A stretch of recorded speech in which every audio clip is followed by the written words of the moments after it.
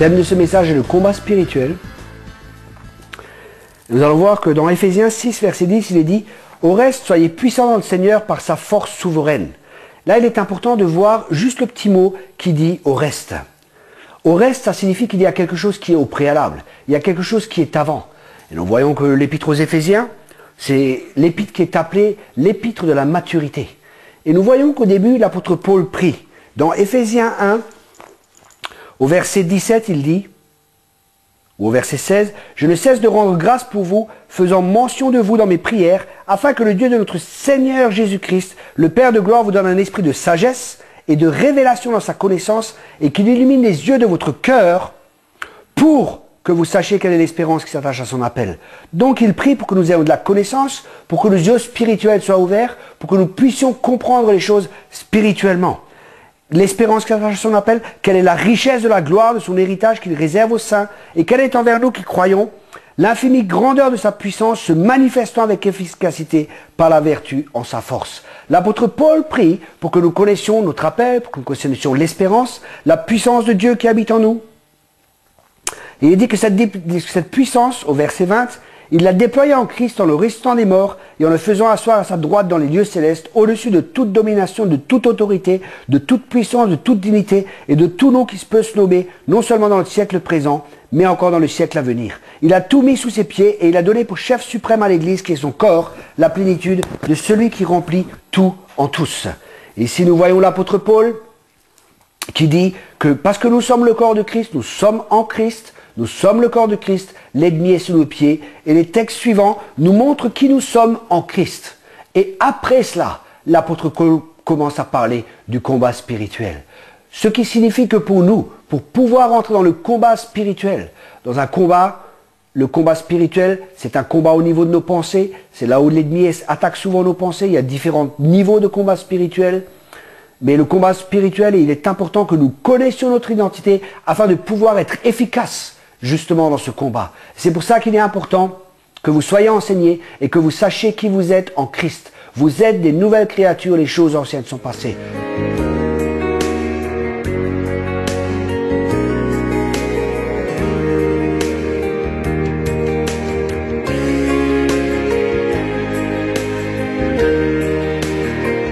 Dans ce texte que nous voulons lire, il est dit « Au reste, soyez puissants dans le Seigneur par sa force souveraine ». Nous venons de voir qu'il est important de connaître notre identité. Et après, le texte nous dit « Revêtez-vous de toutes les armes de Dieu, afin de pouvoir tenir bon devant les manœuvres du diable. » Donc nous voyons que pour pouvoir tenir bon, pour pouvoir garder notre position en Christ, il est important pour nous de connaître les armes que Dieu nous a données. En effet, ce n'est pas contre le sang et la chair que nous luttons, mais contre les principats, contre les autorités, contre les pouvoirs de ce monde de ténèbres, contre les puissances spirituelles mauvaises qui sont dans les lieux célestes. Après, il nous dit au verset 13, « Prenez donc toutes les armes de Dieu, afin que vous puissiez résister dans le jour mauvais, et après avoir tout mis en œuvre, tenir bon. Oui, tenez bon, saignez vos reins de vérité, revêtez la cuirasse de la justice. Mettez pour chaussures à vos pieds les bonnes dispositions que donne la bonne nouvelle de la paix.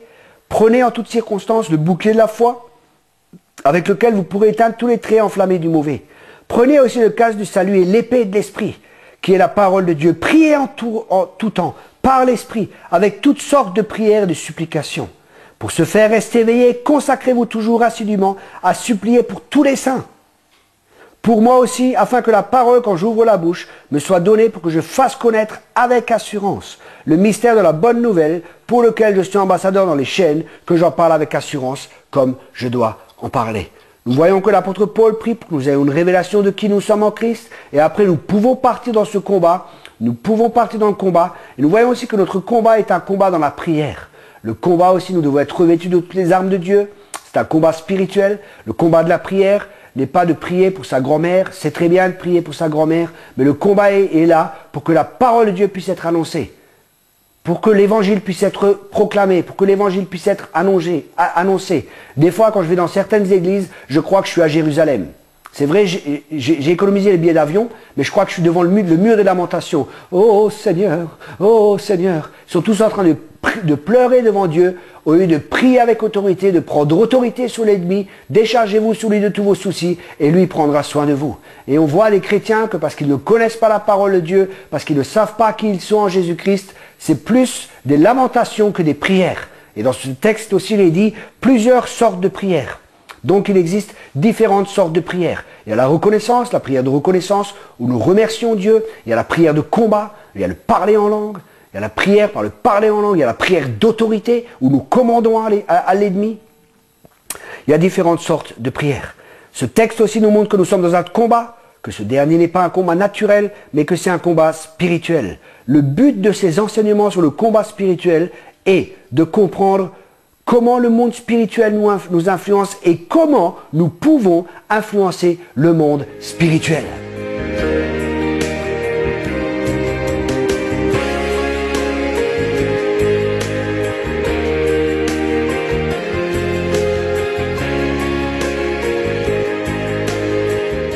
Ce texte nous a montré que nous sommes dans un combat. Ce n'est pas un combat naturel, mais c'est un combat spirituel. Et il est dit aussi que nous devons nous fortifier dans le Seigneur. Et pour nous, il est important d'apprendre à nous fortifier dans le Seigneur. Ce qui signifie dans la présence de Dieu, avec la parole de Dieu, en priant en langue. Celui qui prie en langue s'édifie lui-même. Donc c'est quelque chose qui est important. Si vous n'êtes pas baptisé du Saint-Esprit, c'est très facile. Recevez maintenant le baptême du Saint-Esprit. Commencez simplement à parler en langue. C'est aussi simple que ça. Si vous croyez, vous avez reçu maintenant le baptême du Saint-Esprit. Vous savez, c'est pas besoin d'être compliqué. Vous parlez simplement en langue. Maintenant, vous ouvrez votre bouche et je prie que le Saint-Esprit vienne vous visiter. Soyez baptisés maintenant dans le Saint-Esprit, dans le nom de Jésus. Vous croyez, vous commencez à parler un langage inintelligible. Laissez votre raison de côté, laissez votre intelligence de côté. Commencez simplement à parler et vous allez voir que le miracle sera fait. Si c'est le cas, écrivez à l'email qui est derrière pour pouvoir nous encourager. Pour encourager aussi les personnes qui se donnent, qui se consacrent à la télé. Nous avons besoin de vos encouragements. Merci beaucoup. Il est dit de nous fortifier dans le Seigneur et de se revêtir de toutes les armes de Dieu. C'est ce que nous allons étudier plus tard. Ces armes servent à lutter contre les ruses du diable. Nous avons vu aussi que Satan a des ruses et il est question aussi de la prière dans ce texte.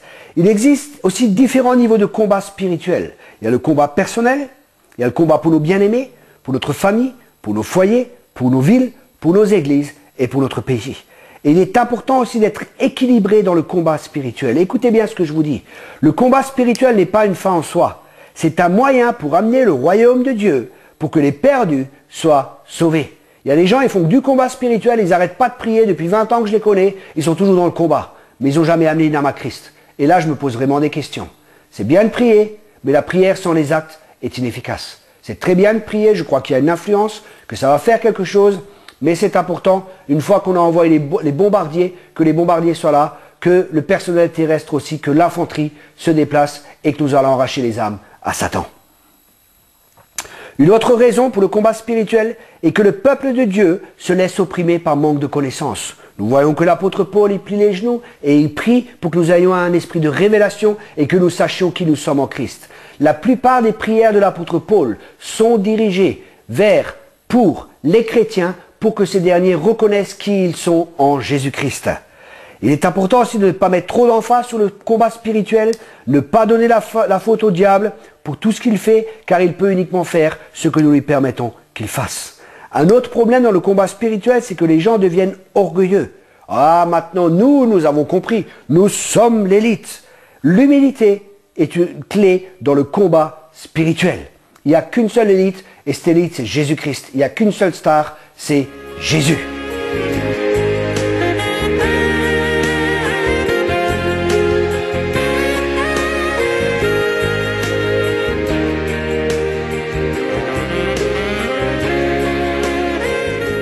Un autre problème que nous pouvons rencontrer lors du combat spirituel ou dans le combat spirituel ou sur le thème du combat spirituel, sur ce message du combat spirituel qui est attaqué, c'est normal, l'ennemi, il veut pas qu'on connaisse ses ruses, ses stratagèmes, c'est que justement les gens nient la nécessité du combat spirituel. Souvent, c'est par ignorance ou par peur du diable.